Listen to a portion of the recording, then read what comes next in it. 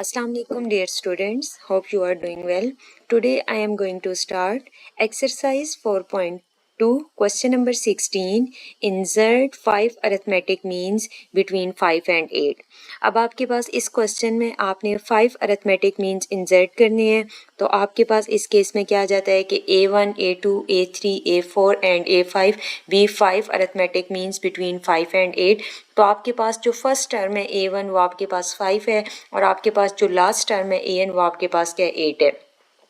अब आपके पास जब आपके पास 5 अरिथमेटिक मीन्स इंसर्ट करेंगे बिटवीन 5 एंड 8 तो उस केस में आपके पास जो टोटल टर्म्स आ जाएंगी वो आपके पास क्या आ जाएंगी 7. आपके पास जो फर्स्ट टर्म है वो 5 है, जो आपके पास लास्ट टर्म है वो आपके पास क्या है 8 है. अब सबसे पहले आपने डी की वैल्यू कैलकुलेट करनी है. डी की वैल्यू आप कैसे कैलकुलेट करते हैं? जो आपके पास जनरल फॉर्म है आप उससे कैलकुलेट करते हैं और आपके पास डी की वैल्यू आती है जो आपके पास फार्मूला होता है उससे आपके पास वो क्या आ जाती है. इस फार्मूला से आप डी की वैल्यू कैलकुलेट करते हैं. आपके पास आ जाता है एन इज इक्वल टू आपके पास आ जाती है first term like A1 plus n-1 into D. अब ये आपके पास क्या है A1. आपके पास A1 भी या आपके पास A1 भी मोस्टली लिखा होता है, ये जस्ट A भी होता है. तो ये आपके पास क्या आ जाती है first term plus n-1 into D. सबसे पहले आप D की वैल्यू कैलकुलेट करेंगे. D की वैल्यू कैलकुलेट करने के लिए आपके पास क्या आ जाते हैं, अगर आप इंटर प्रेस करते हैं तो यहाँ पर आप लिखते हैं, इसी को मैं कॉपी करती हूँ, like AN minus A1 AN minus A1. अब आपके पास क्या आ जाता है n-1. n आपके पास equal to n-1 into D.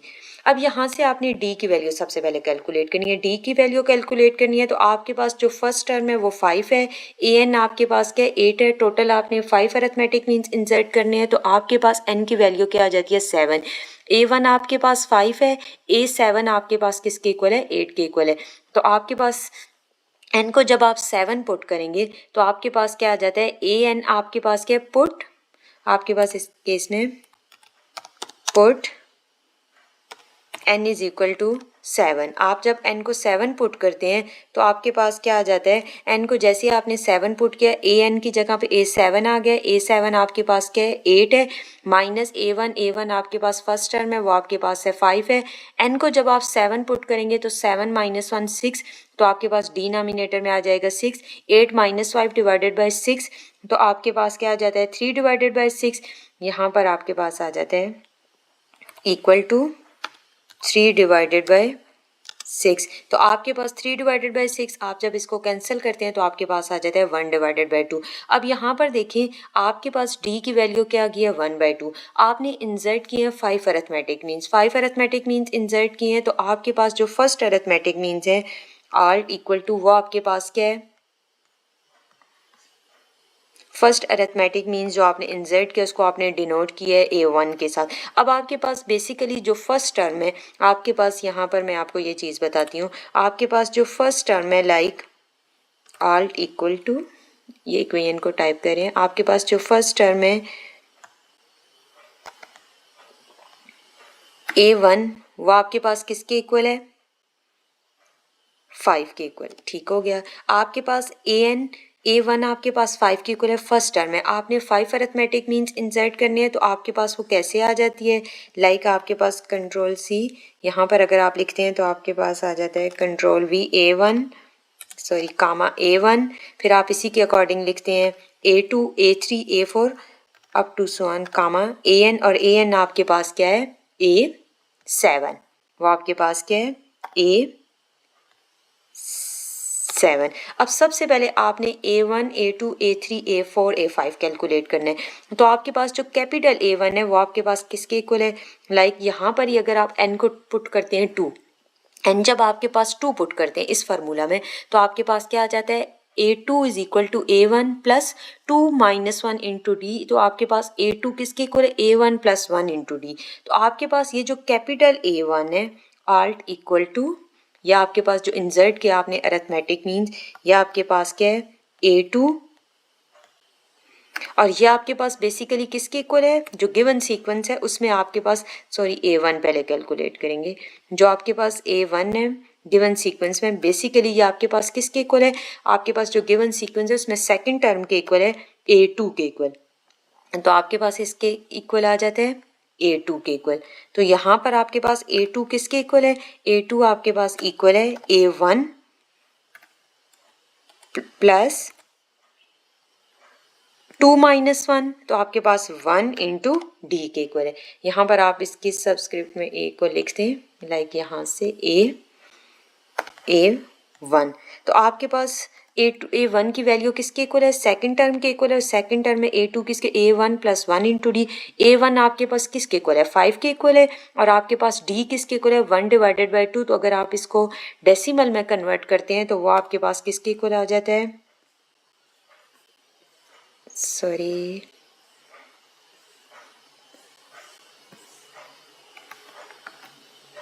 यहाँ पर आपके पास आ जाता है D की value, D is equal to वो आपके पास आ जाएगा 0.5।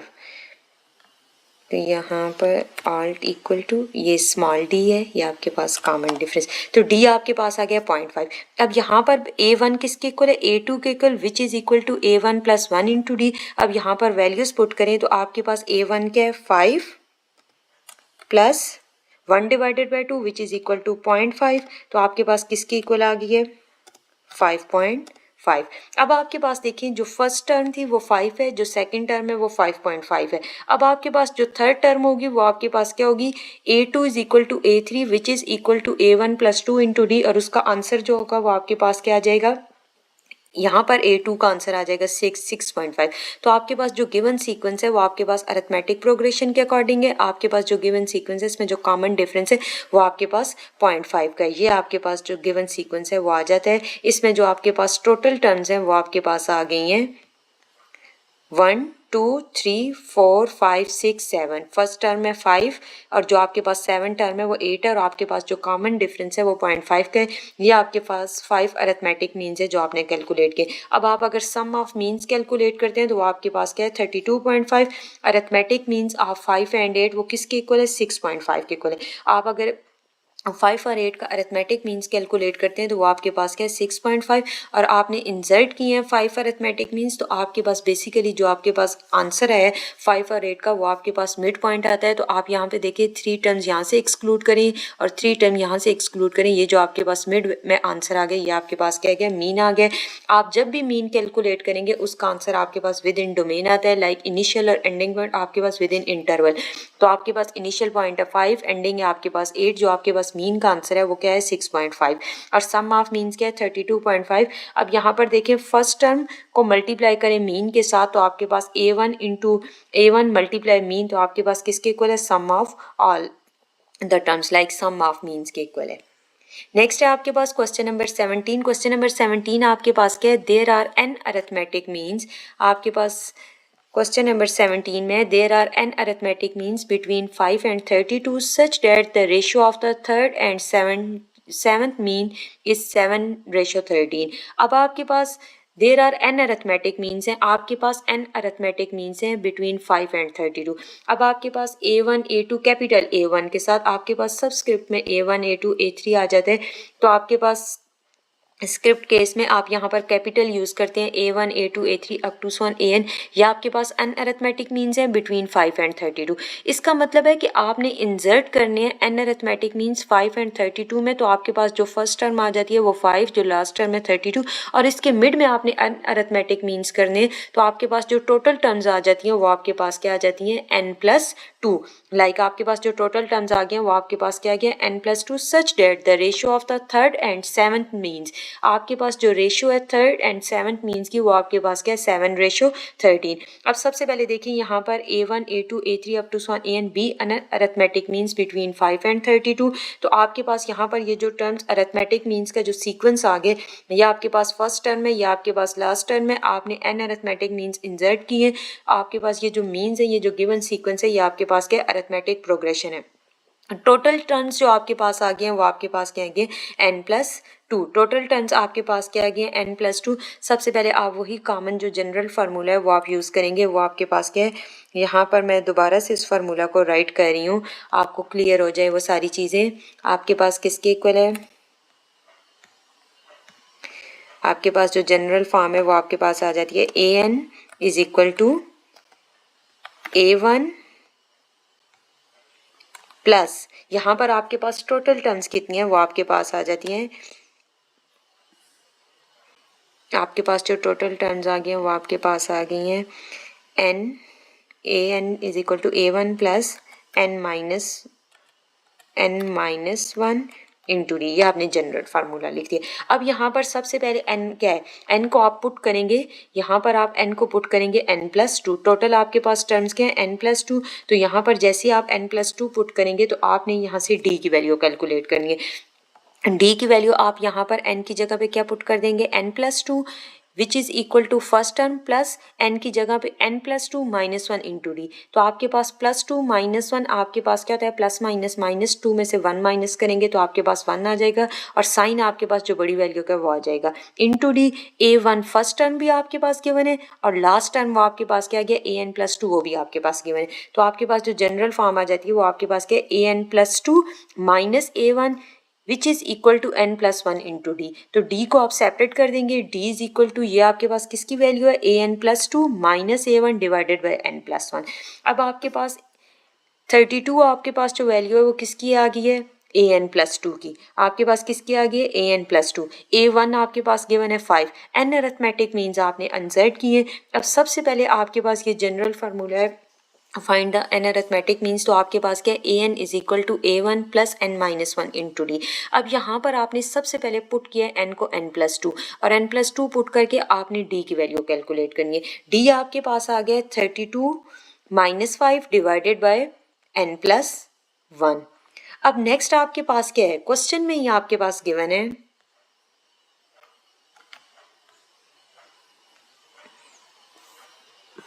क्वेश्चन में आपके पास गिवन है क्वेश्चन में आपके पास गिवन है such that the ratio of the third and seventh mean is 7:13।